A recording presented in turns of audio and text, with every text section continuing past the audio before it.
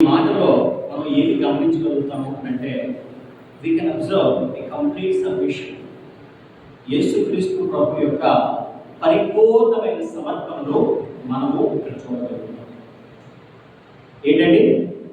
Absolute submission. వాస్తవానికి యేసుక్రీస్తు ప్రభు ఆయన దేవుడై ఉండి, దేవుడి కుమారుడై ఉండి, దేవుడి పొడిపాటు కూర్చున్నవాడై ఉండి, విడిచిపెట్టకూడని గొప్ప భాగ్యము ఎంచకుండా అక్కడి నుంచి శరీరుడిగా భూమి మీదకి వచ్చాడు.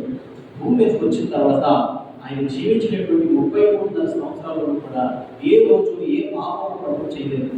అంటే ఆయన జీవితం ద్వారా ఆయన దేవునికి అర్పించుకున్నాడు. ఆత్మలో కూడా ఆయన పాపం చేయలేదు, ఆత్మానుసారంగా జీవించాడు. మూడవదిగా శ్రమలు శోధనలు వచ్చినప్పటికీ ఆయన హింసిస్తున్నప్పటికీ కూడా ఆయన ఏ మాత్రం దేవుడికి విరోధంగా లేవలేదు. శ్రమలలో సైతము ఆయన విధేయత చూపించాడు. యేసుక్రీస్తు ప్రభువుని ఆరాధిస్తున్న మనము, ఆయన ప్రార్థిస్తున్న మనము ఆయన వలె మనం దేవుడికి లోబడగలుగుతున్నాము.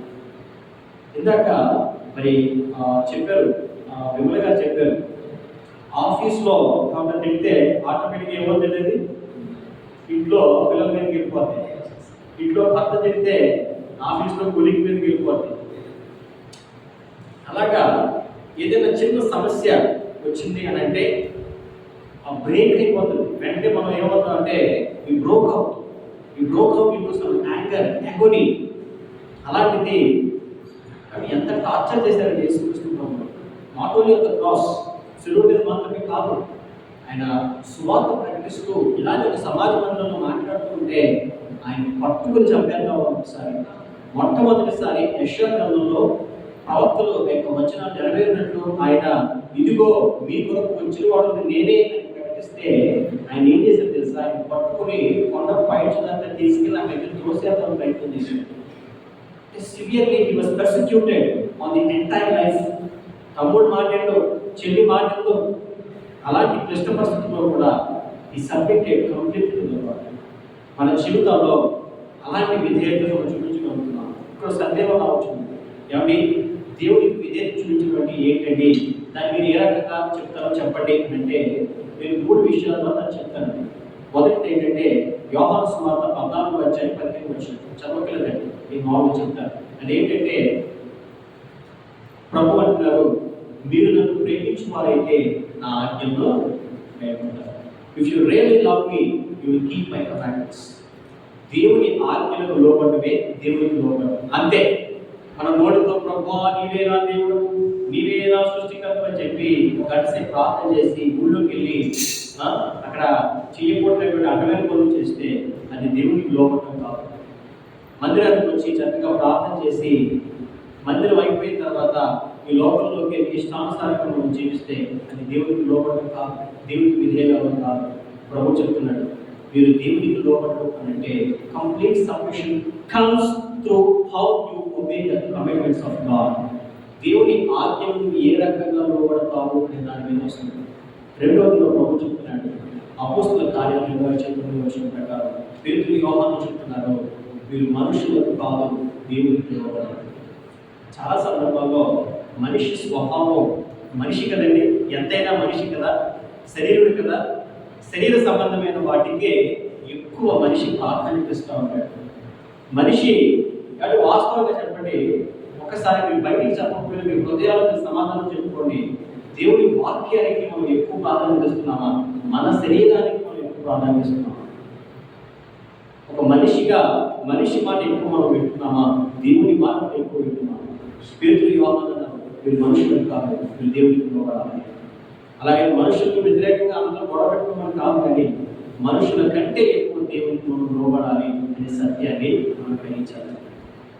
ఈ వాక్యం ఎప్పుడు కష్టంగా ఉంటుందంటే మనుషులకు లోబడినప్పుడు ప్రాఫిటబుల్గా, దేవునికి లోబడినప్పుడు నష్టకరంగా అనిపించినప్పుడు కష్టంగా ఉంటుంది.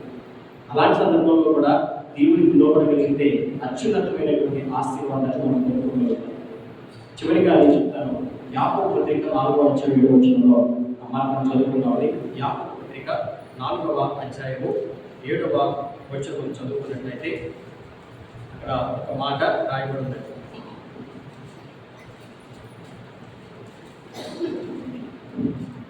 కాబట్టి దేవునికి లోబడి అపవాదిని ఎదిరించుడి, అప్పుడు వారి యొద్ద నుండి పారిపోవడం.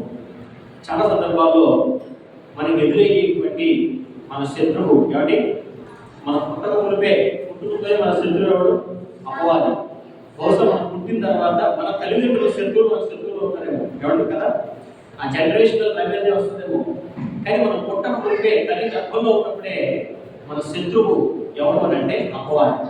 మన తల్లి గారు ఒకసారి చెప్తా ఉంటారు, ఇక్కడ ఇల్లు కట్టక ముందు రేక్ షెడ్ అయి ఉంది, అరుగు మీద కంప్లీట్గా ఆ యొక్క గర్భం దాల్చి బయట కూర్చున్నారంటే ఒకసారి వాళ్ళ అక్క గారితో కలిపి పొట్ట మీద పాలు వెళ్ళిపోయిందండి కూర్చుంటే.